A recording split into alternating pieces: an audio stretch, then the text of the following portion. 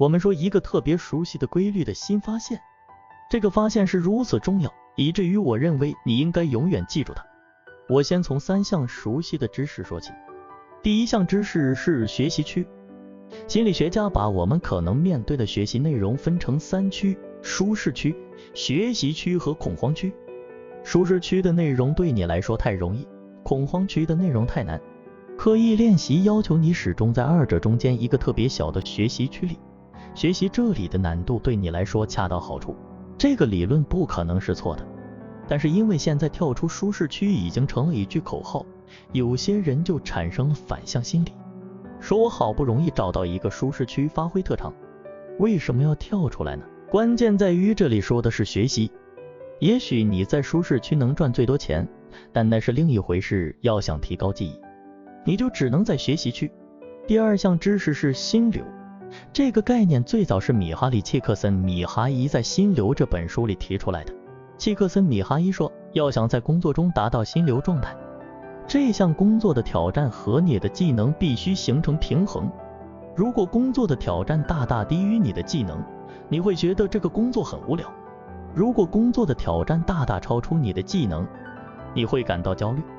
而如果难度和技能正好匹配，你一开始并不知道该怎么做，但调动自吸最高水准的技能，再稍微突破一点，你正好能解决这个问题，那就是心流的体验。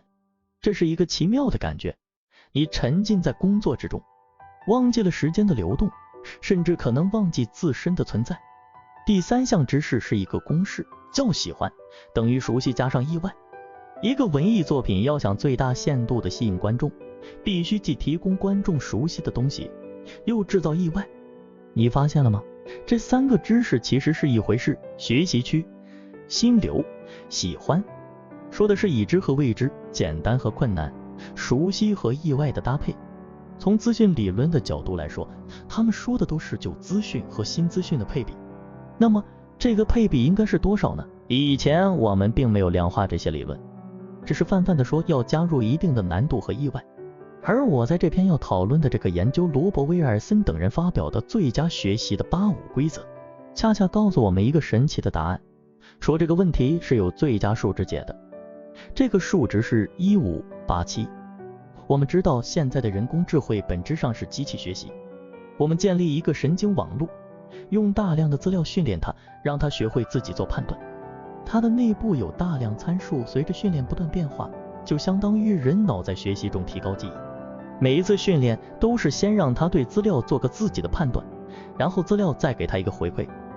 如果它的判断正确，它就会加深巩固现有的参数；如果判断错了，它就调整参数。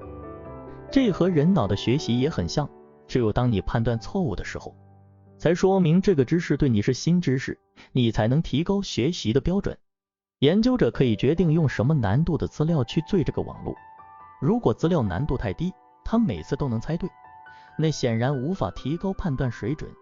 如果资料难度太高，他总是猜错，那他的参数就会变来变去，无所适从。这项研究问的问题是，每一次训练中判断的错误率是多少才是最优的呢？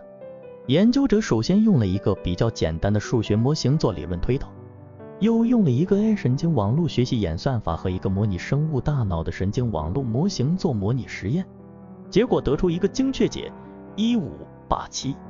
也就是说，当你训练一个东西的时候，你给它的内容应该有大约85是它熟悉的，有大约15是令它感到意外的。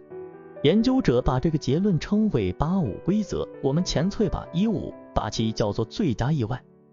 这个数值就是学习的甜蜜点。但是有部分文章对这个研究有些误解。科学人杂志上的一个专栏作者从这个研究悟出最好每次考试都考85分的道理。如果你考100分，那这个考试对你来说太简单了，你应该挑战更高难度的内容。如果你的分数太低，那你应该降低难度。但是你肯定不想当一个考85分的学生，因为85分不能把你送进好大学。其实我们理解了这个研究之后就会明白，1587这个比率并不是学习之后再考试的出错率，而是在学习之前你要学的这个内容的最佳意外率。这是先测验后学习的训练方法中测验出来的出错率。能让你判断错误的东西才是你需要学习的东西。这个研究不是说我们对一个知识掌握85就行了，我们要关注的恰恰是那15事先不会的东西。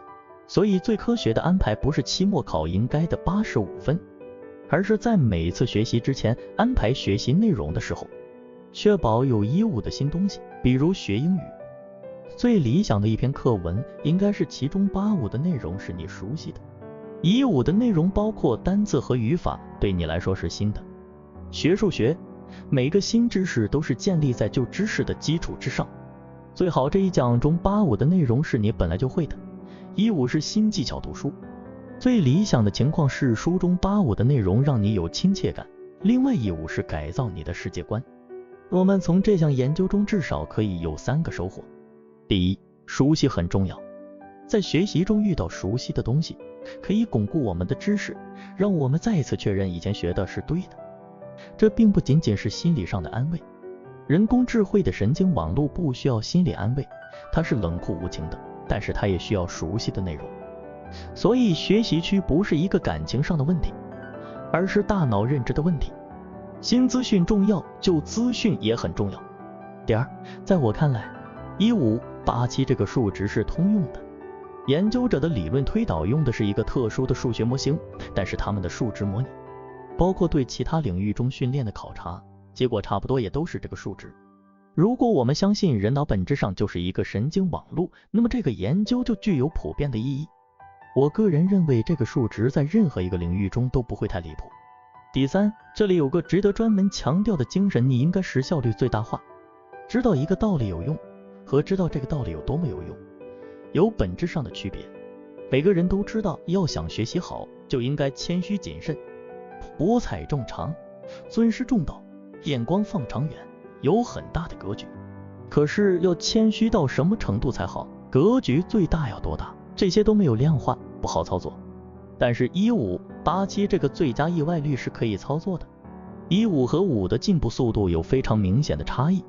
我们设想有2个爱学习的人，这同学对什么都感兴趣，博览群书，还选修了很多课程。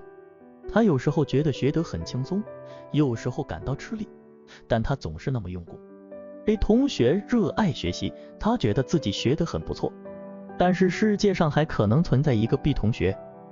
B 同学有个教练，给他精心安排每次学习的内容，确保每次15的意外率。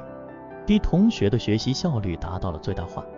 虽然这是一个特别理想的状态，没有人能确保这样的高效率，但是根据这篇的理论假以时日， B 同学的学习成就将会远远超过 A 同学。这是多么可怕的一个事实。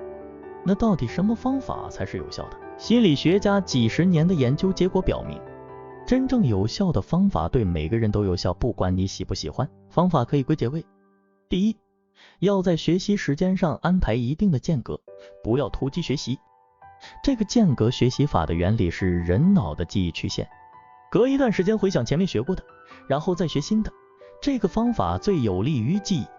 第二，在不同的场景下用不同的方式学习同一个内容，比如同一个知识点在课堂上看老师演示一遍，这是视觉，回家自己精读课本，这是读写，下一堂课再动手操作一遍，这样用不同的方法来学习同一个内容，效果很好，而且有些特定的内容适合特定的方法。我特地查了相关的研究，让学习方法和学习内容相匹配，而不是与学生的喜好相匹配，才是科学的做法。第三，要经常参加测验，看看自己是不是真的掌握了相关知识。这其实就是我们常说的刻意练习的回馈，不测验，你就无法知道自己是不是真学会了。第四，要把新学到的知识和以前的知识建立连结，新旧知识连在一起，熟悉加上意外，知识才算是真正长在了你的大脑之中。这些方法并不神奇，没有用到什么高科技，也不需要家长和老师配合，戏剧化的给你演个节目，才能让你学会一点知识。但是这些方法不简单，而像闪示卡还有工整漂亮的课堂笔记则是简单可操作，的确能证明你在学习，但实际上没什么用的方法。更值得注意的是，这些方法也不好玩。学习效果好的人，他们的学习方法都是相似的，学习效果不好的人则各有各的学习方法。孩子需要玩，在玩的过程中能学到宝贵的技能，但学习可不全是玩。特别是高年级学生，如果想掌握一些高段技能，需要刻意练习。刻意练习并不好玩，刻意练习要求重复训练，重复的东西不好玩。我们看小说、电影、电视剧，最不喜欢剧情重复。刻意练习时，你一直在遭遇挫折，一直在犯错误，你要不停地重复这个过程，直到真正学会为止。这是一个艰难的过程，寓教于乐不是最有效的学习方法。你喜欢愉快的学习过程，但你更喜欢获得真知。管用的方法不好玩，只有付出了努力和汗水，有过挣扎和斗争，你才能真正掌握知识。